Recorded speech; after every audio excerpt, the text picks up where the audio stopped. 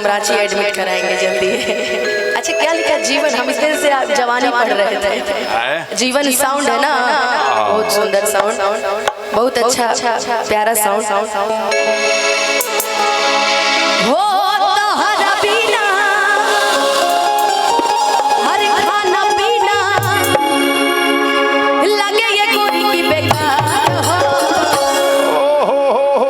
लइकिया लइका में प्यार प्यार क्या भइल बा?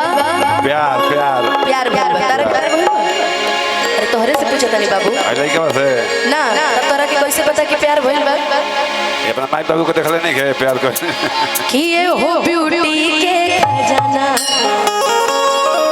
बड़ा लव लेटर के पना, कि मनवा लागे नहीं जब से दीदार भइल बा। ए जान हो तोहरा से प्यार भइल। अरे उठ के बैठ जाई, जब मौका मिलेला तो उठ के बैठल जाला। लइका प्यार में दुबरा का तू अब तो मंच पे नहीं आओ, अब नहीं आओ, हमरा भिरी आओ। अच्छा दौड़ के आजा, अच्छा भाई आगे होने सोने सोने से ना सब पीछे से अब आगे समझ लो। ना हां भाई बड़ा अच्छा बच्चा है, बहुत अच्छा बच्चा है।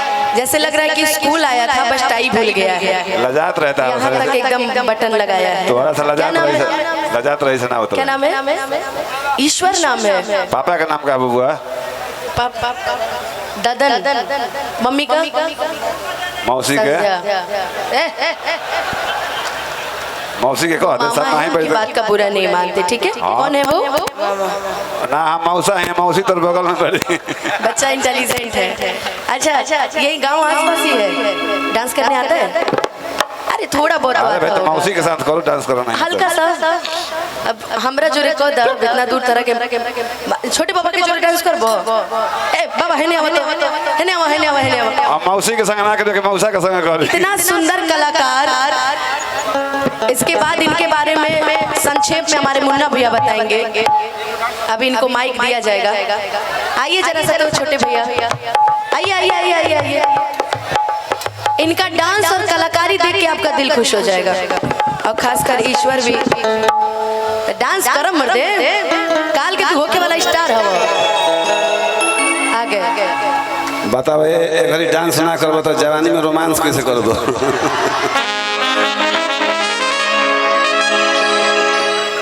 का कर बबुआ नुकमा मौसी से लजाता है, इसे डांस नहीं करो। मामा से हमें कर लागत पितियाउत मौसा। अच्छा थोड़ा सा छोटे बाबा का डांस देखना है ना, छोटे बाबा के साथ ईश्वर बाबू भी डांस करेंगे। जैसे करेंगे वैसे करना, ठीक है? आइए जोड़ी आज जमेगी भाई, आज है ना? हाय करो। अरे हाय तो करने दीजिए पहले, हाय करो। अभी से स्वैग वाली फीलिंग है ना। ये कौन डांस है? हमने के बचपन में घोरानी वाला डांस ऐसे ही करते रहे। ठीक है अब करेगा वो, पहले आप आइए आगे। कि काहे पीछा पड़ल बाड़ा, हद आदमी है यार। बच्चे को ये सब सिखाना चाहिए। इधर आओ, इधर बीच में बाबू। ए मामा, ये मामी से मार खाता रहता है। कि काहे पीछा पड़ल बाड़ा, हमारे पमरल बाड़ा। एक आपको एक चीज देखी मुझे जिद्दी भैया याद आ गया। अब जिद्दी भैया के हमने के पैर ना छू, हमने के पेटे में छू के निकल दिया। प्रणाम भैया। कि माथा फूकी पिया, उनका चौराना आचरण बहुत गंदा है। नहीं बोले, ये बोले कि माथा फूकी पिया तारा दूध से काजल। ये आदमी कितना निर्लज हो गया है यार। कि के कर जगवलू हो भगिया गोरी,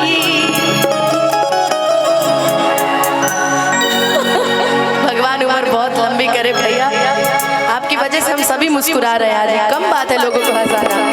कि के कर जगवलू हो भगिया गोरी, अरे कहाँ बुतवलू हो भगिया गोरी। रउआ भुला गए हमके भैया, है ना? जाइए।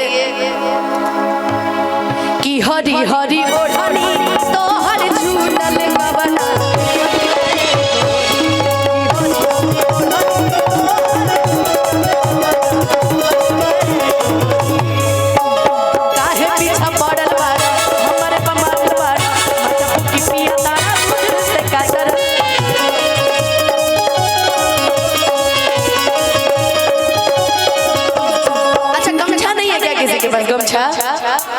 गमछा तनी दा तो गमछा हाथ दा देखो अरे कितना गमछा आ गया यार कितना गमछा आ गया।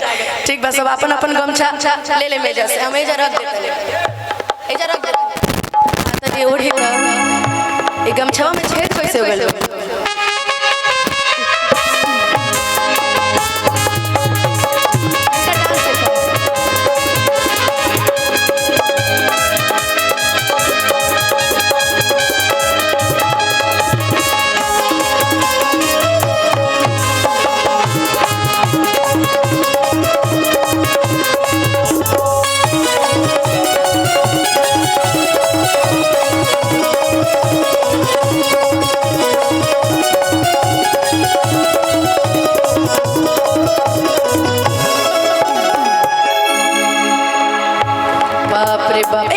मुन्ना भैया एक नागिन धुनुआ तनी बजाइए ना बाबू ये नाग सपेरा हो। चलो स्टार्ट।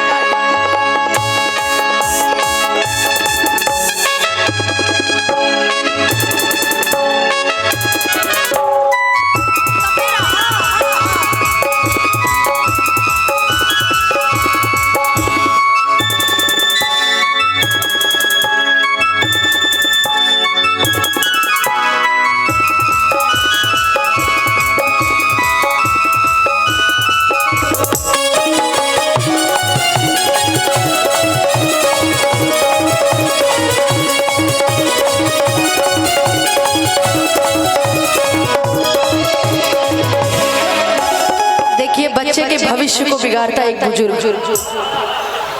ये बच्चों के भविष्य ले लो बाबू ले लो तुम्हारे लिए आया आशीर्वाद दे। लड़का हमारे से आगे बढ़े सर। दीपक जी की तरफ से बहुत बहुत बच्चे का पुरस्कार है। हम माई बाबू का मत ज्यादा करिए। दीपक जी के लग गया दिल में चोट, निकल गया 100 रुपया का नोट। मैं उन साहबान को उन कदरदान को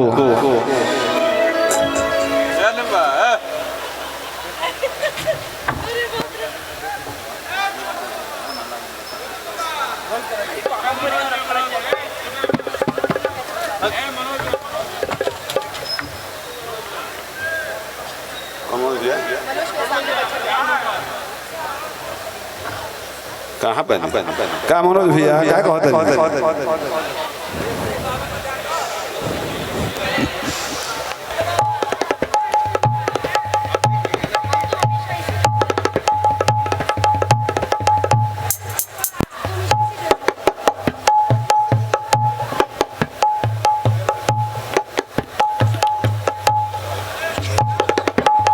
लेकिन वाकई भाई ये मुन्ना भैया कुछ कह रहे थे। हाँ